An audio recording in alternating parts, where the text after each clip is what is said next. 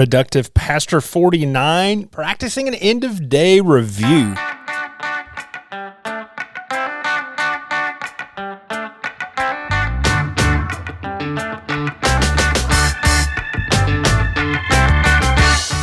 What's going on, y'all? Productive Pastor 49.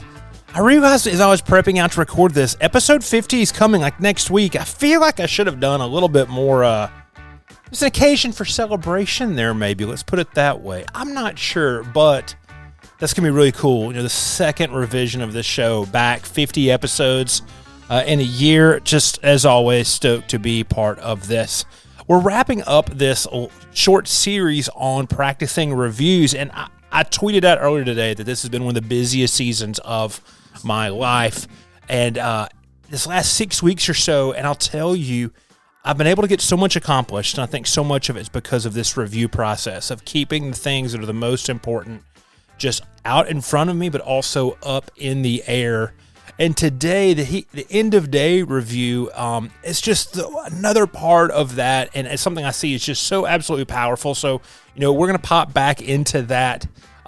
This is going to be some fun content today, but we're going to jump in, and if I really want to jump off into what makes me think about this so much, really it's a quote from Cal Newport's book, Deep Work, which I'm a huge fan of, and this is what it says.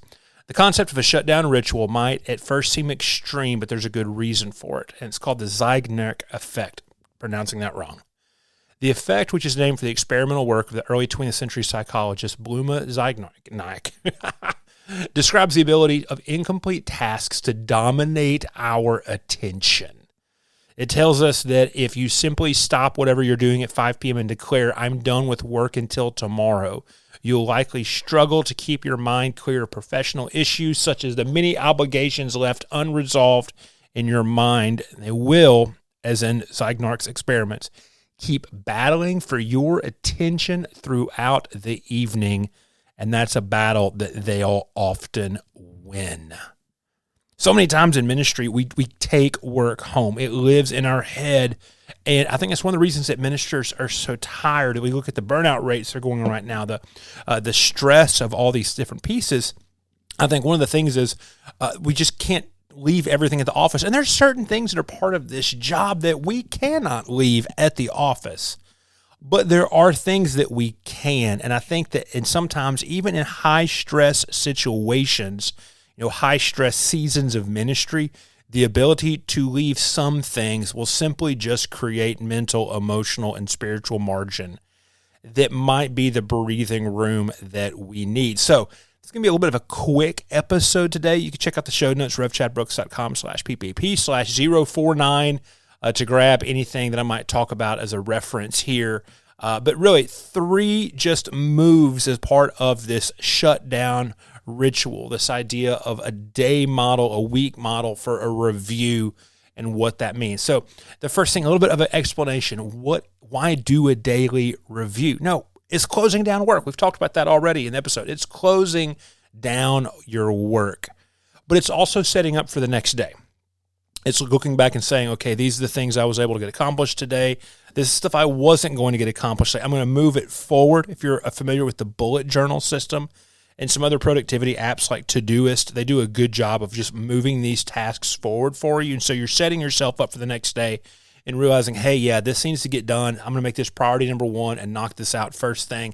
Let me go ahead and put that on my to-do list tomorrow morning so I will see that when I come into the office. So you're setting things up for the next day. You're also sealing up the cracks. I know I've got a pile of Post-it notes that I've generated today that at the end of the day today, I'm just going to look at them. I'm going to drop them in a Trello, make sure I'm aware of them for tomorrow, make sure I'm aware of them for next week, and know that, okay, I'm sealing up those cracks where things can fall through. A little bit of time at your end-of-day review will just allow things to stop at the crack level, if we can say that. It also helps us realize that there's a power to incremental work rather than scrambling. How many times have you gotten to some big project that you have to get done, and all of a sudden it completely consumes your life, when in reality you could have been knocking it out bit by bit by bit by bit, but because you're never aware of where you are on the project, you end up just devoting massive chunks of time to it. So really, why do a daily review? All of those things. It helps you close down work, gets you ready for the next day. It seals up the cracks, and you also learn the power of incremental work. So the second question, how do I see my day is another building block of my personal approach to productivity. And that's it. I talk about the Becoming Productive course a lot these last few episodes. The back half of the Becoming Productive course is about your year, your quarter, your month, your week, and your day.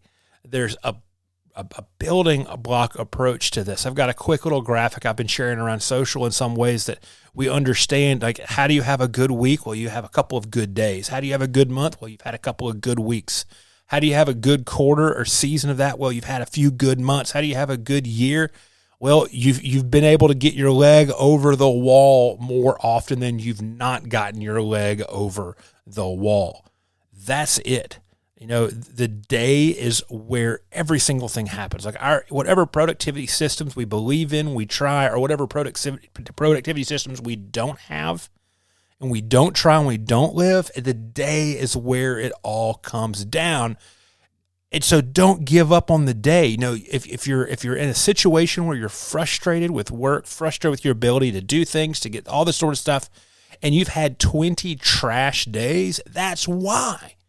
Think about what would happen if just you had 5 great days, 10 okay days, and 5 trash days. It's all about intentionality. That's it. It's understanding that done is different and that we can set ourselves up to knock out some of these done tasks. But if we're not reviewing where we are and what we're doing, we're never going to be able to see and understand that power. Third thing, last thing, like I said, a quick episode this week. How can you prep for the next day? This kind of pulls it a little bit more into action land here, prepping out for the next day. You know, the goal is the destination. If you think back to the things that you're accomplishing that are task-based, the goal is the destination. And you might have to adapt your course. You might be realizing, okay, I'm doing some things and discovering some things and seeing some things, and those are being a little bit changing or whatever. So I need to adapt the way I'm understanding or how I'm getting to this place. Or you might have found or experienced something new or met somebody new that causes some different realignment. But remember, the goal is the destination. You also, at the end of the day, have a time to do a quick reset. So say you sit into the morning, fine, you've got a couple of days where you're going to really knock out tons of work on the discipleship pathway for your church. You're spending some deep time doing that, and then you have 4 medical emergencies pop up before lunch that day. You know, you need to reset your expectations for what the next couple of days or what that week is going to look like. Because remember, I say it all the time, ministry is a responsive job, not a reactive job. And you and your agency and your decision-making, that's what makes it responsive rather than reactive. And so one of the ways you respond is, okay, I'm going to do a quick reset for what my expectations are. And it's a Tuesday. I'm going to move these expectations to Thursday or even move them to next week. And just know they're going to get done then. I don't have to worry about them now. There's also some close-ups you can do at the end of the day. And these are some of the close-ups. These are some of the small balls that I think are really, really important. Remember, you know, small ball, those tiny, huge tasks, those small things that have exponential return. Close up your email. If you're an inbox 0 person, get to inbox 0. Move tasks over to where they need to be, respond to people, that sort of stuff. Make your contact list for the next day. Are you going to be texting a few people, asking a few things, that sort of stuff? Go ahead, make your contact list, put it on that next day's agenda, that sort of a thing. And then the last thing, just do some follow-ups, like whatever notes you have. I talked about this. There's an episode about why my working notebook is a superpower. I've got a color in every single note I take that lets me know when I have a follow-up action. So go through your notes for the day and make sure you write down those follow-up actions as actual tasks inside of your system. It's just closing your day up, and that's all kind of like crack sealing types of things. But that's simple. End of day review. Y'all, quick episode. 9 minutes. Oh my goodness, it's amazing. So just want to point you at a couple of things to get just a better understanding of some of this. The Becoming Productive course, it's huge, tremendous killer value for things. You can also go back and listen to season 1 of The Productive Pastor and just kind of get the door kicking in approach to some of this stuff. The next thing is this, the 515 email. If your schedule is absolute chaos and it's bothering you, the 515 email course starts every single Monday, gets delivered to your email inbox. It's a 15-minute task for 5 days in a row towards a greater calendar clarity. Grab that link in the show notes, 100% free. And the last thing is the Facebook group, Productive Pastor Community. Spending more time in there lately because it's a fun place to be, but it's a great way. There's over 1,000 pastors that are passionate about understanding ministry productivity. Invite you to go over there, hang out, do the things, that sort of spot. So, Chad Brooks, host, Productive Pastor, steward of this community is the way that I've been saying it lately. It is fantastic being in your ears, in your car speakers, wherever for the last 11 minutes. And I will be back in the next episode, episode 50. Hoping it's fun. Might be a party. See you then.